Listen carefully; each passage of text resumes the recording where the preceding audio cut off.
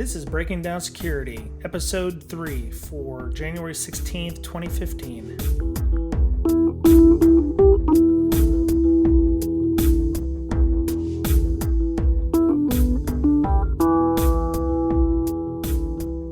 All right, so, Mr. Betcher, how are you doing this week?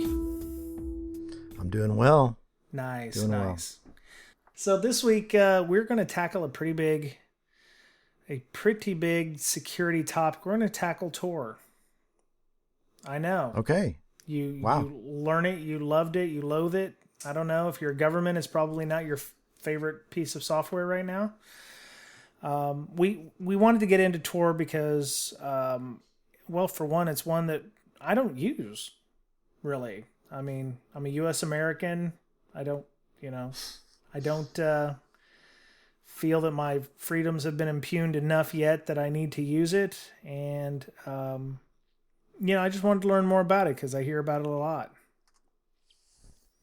Yeah, I did a lot of studying this week on Tor. I'd never used it before, so it should be pretty interesting.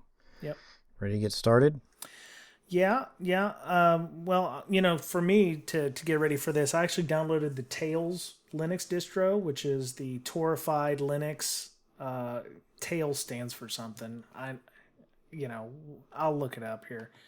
Yeah. So yeah, that one is pretty cool. You stick it on a USB, the ISO boots up, and you choose your options like spoofing your MAC address or making it look like a Windows system. I thought that was pretty cool. Mm-hmm. So if you're in a public, like a library and everybody has Windows machines, then, you kind of want yours to fit in. So you choose to make it look like Windows 8, and it has the little flower and everything in the background and the little icon at the bottom. And it looks somewhat like Windows 8. Well, yeah, plus if it looks like Windows 8, people will think that you're not all that intelligent or... No, I'm just kidding. Yeah, it's just a way to camouflage yourself, to hide in plain sight, that kind of thing. Maybe we should talk a little bit about the history of Tor. Ironically enough, and depending on who you are, the U.S. government created Tor. Much like the internet, the Tor was actually created by the Naval Research Lab, which does a lot of excellent work. Oh, that's why you wanted to talk about Tor, because it was the Navy. Yeah, that's right. We're Naval Research Labs. No, they do a lot of great stuff, man. They do a lot. They do weather. They do a lot of real good sciencey stuff. So it was important. The idea was to help protect messages and message traffic and naval communications. So that's why they created Tor as a way of not anonymizing it. But like most things that the government's created, they turned it over to everyone else. Like ARPANET is now the internet, or was the precursor of the internet. So why would we want to use Tor? Well, I know one reason I would want to use it would be to keep websites from tracking you. Right, so you visit a site over and over, they know who you are eventually, and they're able to put custom ads on their site just for you. Yes. Google does that too. They give you custom searches according to your geolocation, but they use your IP address to help customize and tailor your experience to make it more awesome. And if make you want money in the process. That's right, and make money in the process, exactly. Obviously, the most logical reason for using Tor would be if you were a whistleblower, harking back to the man who is known as Eddie S., who was sending communications between people or between Glenn Greenwald and them. He used PGP, but I'm almost certain that he used some kind of anonymizing service like Tor to talk to the media and to others. Yeah, and you also want to visit some sites that are blocked by your ISP. Maybe your ISP blocks certain websites. Maybe they block, what is that one called where you download a bunch of torrents, the Pirate Bay? Maybe they block that. Yeah, especially overseas. I know that they were blocking Pirate Bay. Also, I've learned that your ISP makes a ton of money off of you by selling information about you. So If True. you want to anonymize yourself from that, that's one way to do it, to keep your ISP from determining where you're going. Yeah, I can't say I'm thrilled about that. Having heard about the new zombie cookies that Verizon was using, or they said something inside of the headers that allow you to be tracked, even if you opt out of any advertising or custom ads, they still have the tracking header value that they use. Yeah, if you opt out, they still put the header in, the Mm-hmm. information in the header, but the site can't query any more about you. Yeah, But a website would know that it was you who visited because of that header. yeah, yeah. So Tor is used to access an uncensored internet as well. Talk about some .onion.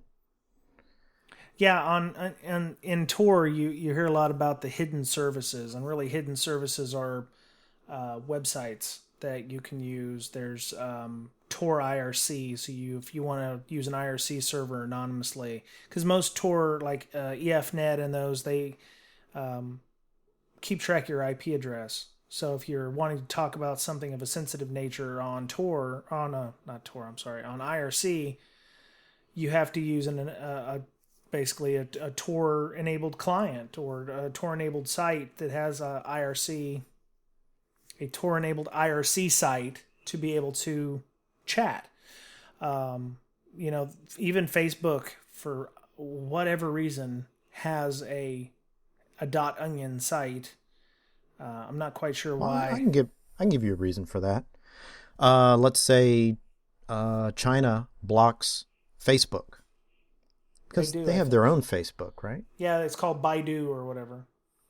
Yeah, so they'll block Facebook. Well, Facebook went ahead and bought or set up an Onion exit or a Tor exit node, so that if someone can get on, you know,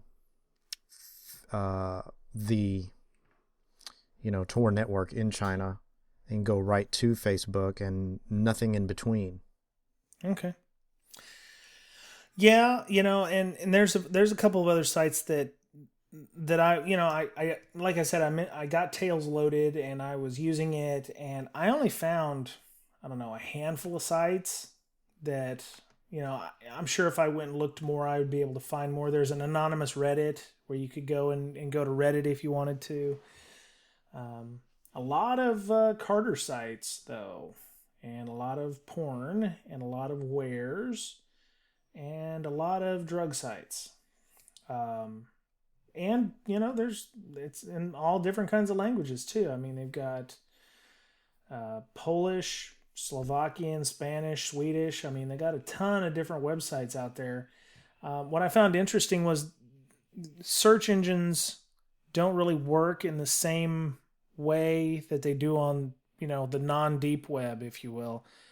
I actually found several sites that had links to other sites. So it was like back in the day where you'd be like, hey, if you like, like web rings, how they had web rings back in the day, where it's like, Yep. hey, you can, hey, check out these other sites, and had like a list of 50 links. So you get, if you build that web of websites basically. Um, Yeah. and Any other interesting ones? I don't know. DuckDuckGo apparently is a pretty decent search engine, which I use on the non-deep web. Um, HB Gary Federal Attachment Dump. Okay, so that's an anonymous site. So yeah, I guess I'm sure WikiLeaks is a Wik- .onion site as well. WikiLeaks has a onion site. There's some secure drops. There's Tor enabled file sharing. If you wanted to, Dropbox like capability on Tor, they have that available as well. All right, let's talk about how Tor works. Okay, All right, since so you're going to be you the man on this, because I didn't go that deep into the technical bits. well, you first of all you download a Tor browser, or you can install Tails. Mm-hmm. And what it does is when you open it up, it picks three Tor nodes at random. It has a list. It gets them from somewhere, and it picks three that you're going to go through. So your computer connects to the first node via an encrypted channel. So that channel is encrypted. Then basically there's going to be three different encryption keys. The the first connection is going to be encrypted three times. So it's going to say, hey, I want to connect to you with this key, and I want you to hand off the second key and the third key to these other nodes, all right, the next node. So then, node 1 connects to node 2 over an encrypted tunnel, and 2 to 3. So node 3 then connects to whatever destination you want. Mm-hmm.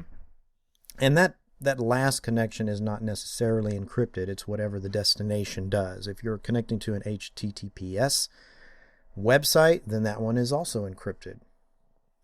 So if you connect to a site that's just port 80, that one's not encrypted. There's no way it can be. So it's not an end-to-end encryption guaranteed. But through the Tor network, that channel is encrypted. And the reason it picks three nodes is to kind of hide you, right? So if any one node is compromised, then there's two other random nodes that may not be. And with that one node, you can't really get that much information from it. You may be able to get to the destination if it's the exit node, but you're not going to know who that is. Yeah, no individual relay knows everything. So he only knows. It's like back in the day, they had the steamship, not the steamship, but they had the barge captains on the Mississippi, where Mark Twain wrote all of his books and what have you. Each part, the river was so vast that not everybody could know the entire route. So they had different pilots come on to each barge, and they dealt with their own stretch of the river. So in this case, going from point A to point B on the internet, in Tor in this case, you've got, node A and node B know the direction and know how everything works, but node A doesn't know how to get necessarily to node C, but That's B right. knows how to get to C. Yeah. So each little relay knows its little part and nothing else. So that's how it kind of anonymizes you, right? Mm-hmm. That's how it works. And in theory, it's a great way to, surf the net or be on the internet and not have the governments or anyone else, hackers, whatever, figure out who you are and what you're doing. Yeah. Well, that's how it works in theory, but it's really a huge exercise in operational security because, Well, there yeah, are, that's right. you've got to do everything just so. I mean, under normal circumstances and under normal conditions, when you don't have people involved, Tor works great. But you've always got that guy who wants to, open up Word documents. Remember when we talked with Ben Donnelly a couple of months ago about active defense, and he talked about some of the technologies that he used to help do attribution for an attacker is leaving, poisoned files around that will, when opened, start beaconing back the IP address or possibly the geolocation of, the attacker involved. So, yeah, ways to break your anonymity. Your computer's configuration may lead to a breakage there. So if you have some custom configuration on your computer, that may, post some breadcrumbs, right, to someone who's trying to find who you are. Sure. They see you log onto other sites with this particular configuration going on, and then they see you logging into this site that they're interested in. They want to find out who this person is. So, stock configuration is always best. Yep. Yeah. Your, one of the other things is your browser can also help identify who you are. Browser fingerprinting by OS, the plugins you have, the configurations you have. Let's say you decide to not allow outside of a plugin, if you don't allow JavaScript or something, that information is can be, basically let people know who you are, and make you different from everyone else. So when you're doing anonymous browsing, you want to have as generic a browser as possible. Basically, I would say almost a vanilla Firefox or Chrome, and maybe even I don't know if you'd want to even put some of the more well-known plugins on there just to throw people off. That might be something you'd want to do as well.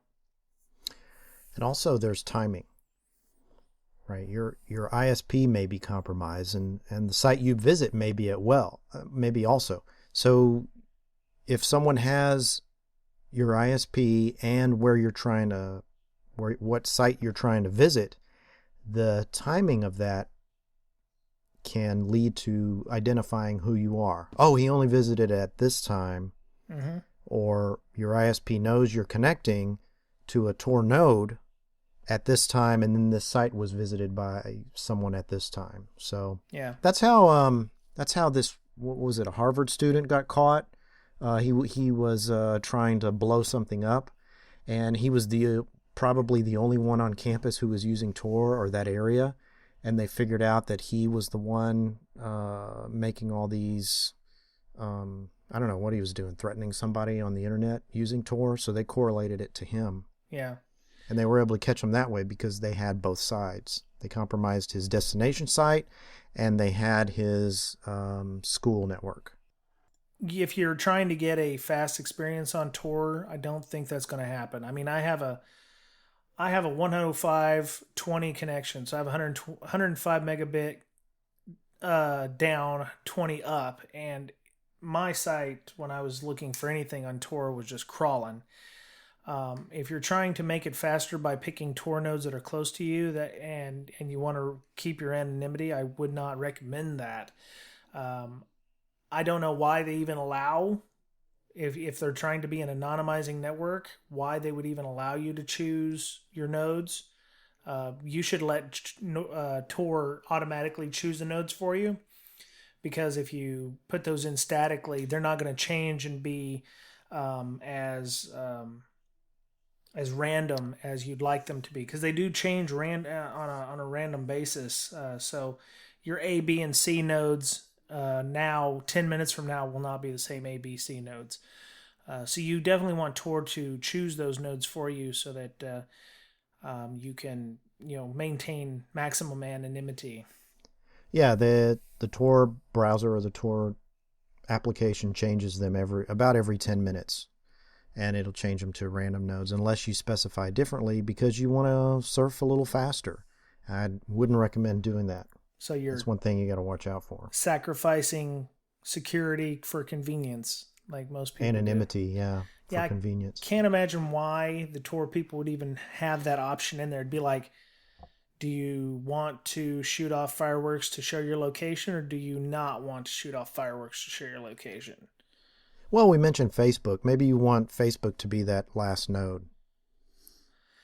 I don't know. It just doesn't seem like. I mean, that just seems like a stupid setting to have inside of your system at all. I don't. It just boggles the mind. So One other thing you don't want to do is allow any kind of scripting in your browser.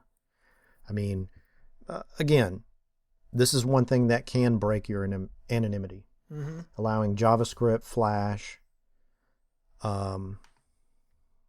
what's some of the other script, but it doesn't really matter. You have to decide on whether you have to have scripting, or if you don't need it, just shut it off. Yeah, some of what I noticed about a lot of the hidden services on Tor is they're pretty simple. They don't have a lot of fancy looking graphics or whatever. It's very pre-2000 internet, almost like you've got a static HTML page with some links on it. I mean, maybe I'm not looking in the right places. Maybe I'm not wanting to go to sites that most people who use Tor go and use this for. But a lot of the sites that I looked at, like this one here is, what's this site? Jolly Roger's Security Guide for Beginners on the Uncensored Hidden Wiki. Basically just text and links. I mean, I don't see anything very fancy on this, and it doesn't look like there might be a lot of JavaScript. I can't imagine using JavaScript or having to disable JavaScript and still having your stuff work unless you're only using Tor as a pass through and not instead of using it for the hidden services. Well, the reason why you want to disable these scripts, by the way, is there could be some malware attached on the site that uses JavaScript. Oh, yeah. There could be, JavaScript can go out to other sites and give away who you are.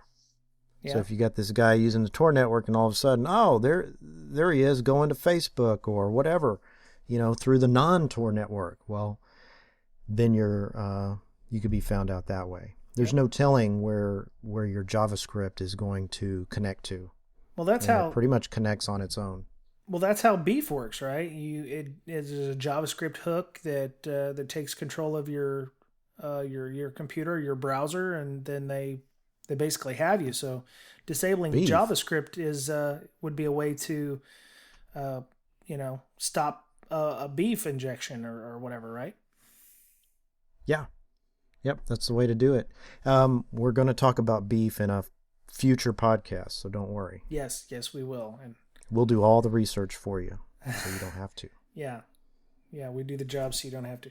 So the other one is you don't want to share, and this is kind of a duh thing again. You don't want to be sharing personally identifying information at the sites you visit. The idea is you don't want to be saying, "Hey, I'm Brian Brake on a site," and signing up for your drug paraphernalia, or being able to get your cannabis shipped to a state that isn't Washington State, that kind of thing.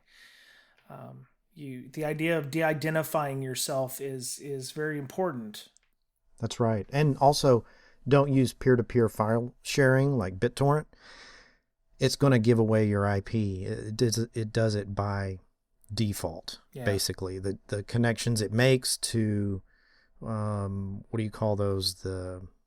Your seeders. Your seeders, yes. Yeah, the seeds will automatically show the real IP address. And so it goes over a different channel anyway, and boom, you're done. Yeah. And I want to go back to the personal identifying stuff. You may have a fake name. You may have gone and set your password to super uber long. You may have a fake email and everything. De-identification of yourself. PII can be anything. If you do healthcare at all, there are 18 different ways that you can identify somebody. And then the 18th way is anything else that can be used against you. So, for instance, you go on a forum and you're like, oh, I'm, all super ninja elite hacker guy. And you start posting things about, local news events. Like, oh man, I can't believe what happened. I got a traffic ticket today, and then that bank got robbed. Over there on Jefferson and Fifth and whatever. Or hey, my favorite sports team's going to be heading to the World Cup or whatever. Things like that can give yourself away. And if you're trying to remain anonymous and trying to be under the radar of law enforcement, that's just more information they can use to identify who you are. If you say, oh, I just celebrated my, damn, I'm getting old. I'm 40 years old now. Well, now you've just told them that you're a 40-year-old person, so they're not going to be looking for a young kid, that kind of thing. So it's important to think about what you're doing when you're on tour, the information you're sharing, things that could tell people more about you, like, oh, I've got a cat named Lucky. Well, how many people have cats named Lucky? That kind of thing. Or posting pictures with metadata in it that would give away your basically your house, or that's been geotagged or something like that. Yeah. Also, creating files that have metadata in them, like Word documents that may say, not necessarily on the page, but inside the document, edited by Brian Brake. Oh, okay. Yeah, well, exactly. And then you post it. I can't read that open the file in a text editor and see. Mm-hmm. Yeah. Yeah, they have programs that will scrub the metadata out, and that the metadata like is I'm coming back to the photos thing where you take pictures on your phone and it'll geotag you where you're at. So if you take pictures at your house and you post those to Facebook or to whatever or to an anonymous forum site or if you're trying to remain anonymous, you want to get rid of things like location tagging of applications or disabling that in any way possible. That's right. If you tag that picture with your geolocation and it's your house, that would be bad. Yes, very bad. Yeah, especially if you're thinking you're all anonymized. So it's really about OPSEC, and it's really a lot like we mentioned with Ben Donnelly. If you're trying to not be found, you have to do a little work to make sure that you remain not found. You can't rest on your laurels. You have to keep a high state of operational security for yourself. Don't log in to your fake email and then accidentally log in to your real email address while on tour, or vice versa. If you're some kind of guy doing, secret code management and you upload anonymously to GitHub, don't connect to GitHub, your secret GitHub, while you're not on tour. Not on right? tour. Exactly. Yeah. Yeah. Anything else as far as ways to break your anonymity?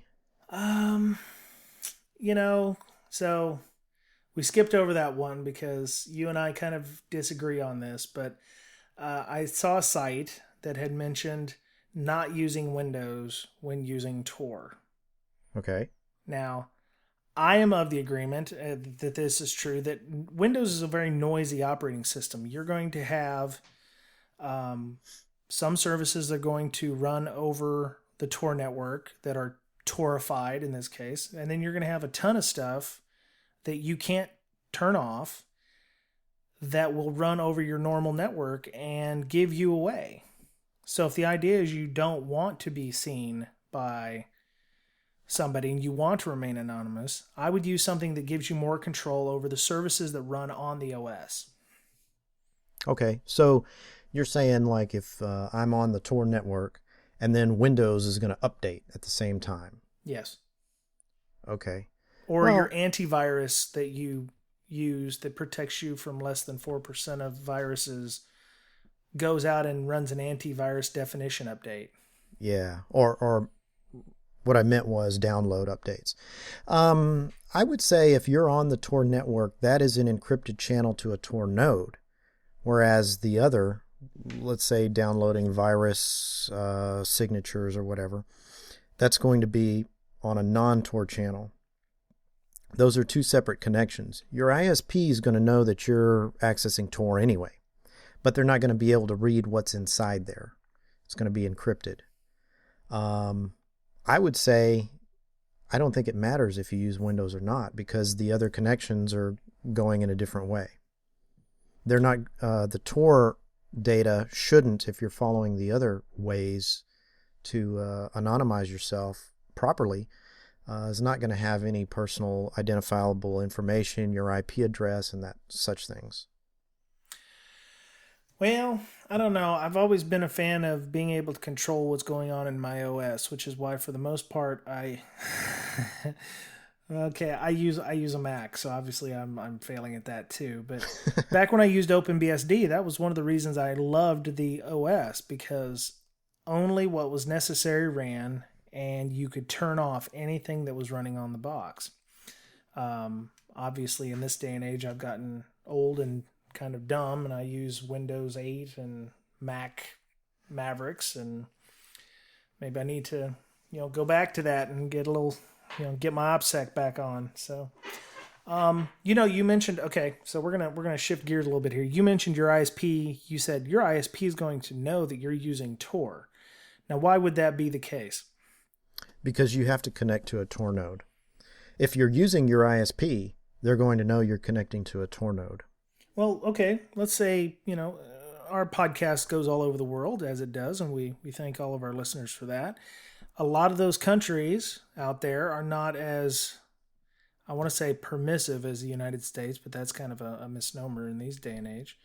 But let's say you have a country that is doing deep packet inspection, and they can actually notice, because I would imagine it's because they're looking at the front of the packet, which has the header information or whatever, and they can tell that you're using Tor. So the payload is encrypted, but the packets may not, the some part of the packet may not be, um, it may not be obfuscated enough to, you know, get past a deep packet inspection. So the folks Oh, at Tor have created what's called a pluggable transport.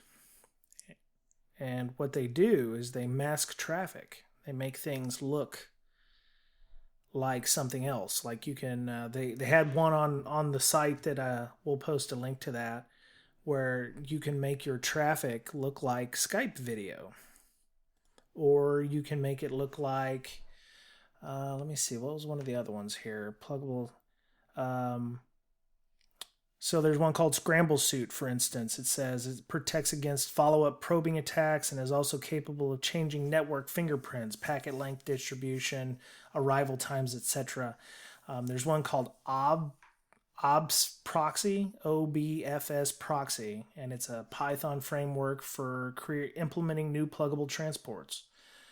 There's one Flash Proxy, turns web browsers into bridges using WebSockets. So if you are in a country that does not allow Tor or blocks Tor even, from connecting, you might want to look at something like this to help you out, to get out to Tor.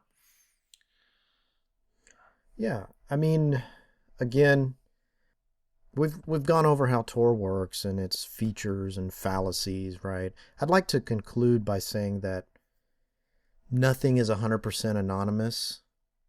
Mm-hmm. Nothing is 100% secure. And people in this field especially should know that most of all. Yep. You always have to keep in mind, and we've gone over this before, what are you trying to protect? Okay? That's risk assessment 101, basically.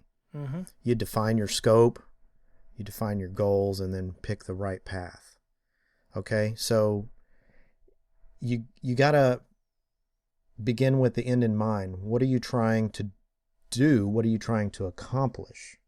Okay? And then you can decide, well, it's okay if I use Flash while I'm on tour. It's all about your goal. Mm-hmm. So start from the goal and then figure out, how am I going to anonymize this properly? Because you can go pay cash for a secondhand laptop, go to a public Wi-Fi, use Tails on a USB stick with a MAC address spoofer, turn off scripts and cookies and all this extra stuff, when maybe you don't really have to go that far. Oh, okay. So you got me there.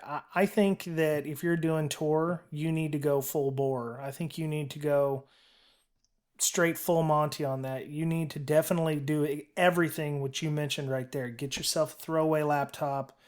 Make sure it's got a CD-ROM drive so you can run a live CD version of Tails. Um, you know, I I think privacy is a definite right, and if you are in a country where you can't say what you want to say and you want to use Tor, you should definitely use all of those things. Get that secondhand laptop, get yourself a Torified email account, use something like Freehaven for file sharing or file storage. You definitely should go full bore. If you're at the point where you have to use Tor to get anywhere on the internet, do whatever you can to make it happen. Use that PGP for any kind of correspondence you use. Hell, I'd use PGP even if I was on Tor, just to add that extra layer of security. Encryption. Yeah. Some people say encryption's good enough, but and it gives you a reasonable assurance that your data can't be read. Yeah. But then again, if someone is watching you, they can determine who you are, who you're talking to, when you're talking to them, and how much you're saying. Yeah. So, it's good to assess, again, what you're trying to do, what you're trying to accomplish, and then decide on whether Tor or any other anonymizing network is what you want to do. Mm-hmm. Yep. And, there's plenty of help out there if you're wanting to understand Tor better, because, we're just kind of scratching the surface on Tor. There's a lot of technical stuff, having to deal with the various ways they hand off and whatnot. I found a lot of good information on the Tor subreddit. There was quite a bit of information on there. It was excellent information. There was even a little FUD on there where people were, basically dropping doomsday stuff. So, you can go to the Tor Reddit. You can always check out torproject.org. That's the site for Tor. You can get the Vidalia suite to actually set up onion sites where you can create your own hidden service. So you can create your own web page, which if you're used to just using straight HTML and style sheets, you're going to be in hog heaven, because that's how I see most of those. That's all I know how to do is just HTML and style sheets. I don't do any dynamic content, so You do style sheets? Damn. Okay, so you're going to put a breaking down security.onion? I would love to do that. Maybe I will do that. I'm not sure exactly where I will host it, but maybe I'll set up a Tor exit node here at my house, and as long as people promise to only do good things with it. I know during Arab Spring and what have you, the Tor nodes definitely bloomed. And let me see, how many are on right now? If I go and look on Tails, because I have it started up right now, there's about 7,000 Tor nodes right now all over the world. I'm Nice. routing traffic through Goose Bay, Canada right now on my Tor node. That's awesome. Yeah, I used it a while ago, and I typed in Google. I was on Google France, and then I said, well, I want to re-anonymize myself, and then I was on Germany. So evidently I have a European bent about my network. So Sure. Okay. Yeah, so you can, one of the things on the Tor network map when you're using Tails is it'll show you a list of the available nodes out there. So now, right now there's 6,930 relays online, so that's pretty cool. And considering if they change every 10 minutes, it'll take you quite a while to get through all of those. So is there anything else we want to talk about? No, I mean, there's a lot more information. Yeah. I'm sure you're going to put the show notes up. There's a crap ton of links. Yep. Oh, there are a crap ton of links. And the other thing I found out during all this is there are actually other anonymizing networks that you could possibly use. There's one called I2P, which I think probably merits its own podcast. So we may do that one in the future as well, just to talk about I2P. It's a little different in how it works with than Tor, and actually I've found it quite interesting. So if you want to find out about it, you can just Google it up, or find out. I found out that the reason I found out about it was I found this was it the new Silk Road 2.5 or whatever it is, whatever the new illegal market for getting all the nasty stuff on the internet is, using I2P now, because apparently they don't trust Tor. So yeah, there's a couple of other ones. There's Freenet and I2P. So we'll probably talk about those in a later podcast, but yeah, go out and get that Tails and start playing around with Tor. Just don't do anything stupid, okay? So yeah, and one other thing, if you're using Tor to do something criminally, you probably will get caught, especially if you're in the U.S., because I think the U.S. has quite a few Tor nodes out there that they own. Yeah, and they can subpoena different ISPs for traffic analysis too. So yep, I think that's all that needs to be said, because the government is using using the same technology. They created it. So all right, well, that's it for this week. Twitter accounts at Brian Break, Mr. Betcher's at Betcher Pwned, BoettCherPwned. If you're at ShmooCon and listening to this, why are you listening to this? You should be at ShmooCon having fun. We have a Facebook fan page, facebook.com/breaking down security. We have a LinkedIn group page. It's got like 2 followers, me and Betcher. If you want to come on join, if you want to come and join it, that's fine. So yeah, tell your friends. We've had quite a blossoming population of listeners, which has it's been quite great. We appreciate it. So that was it. Episode 3 is in the hopper for 2015. Come back soon. Have a great week. Bye bye.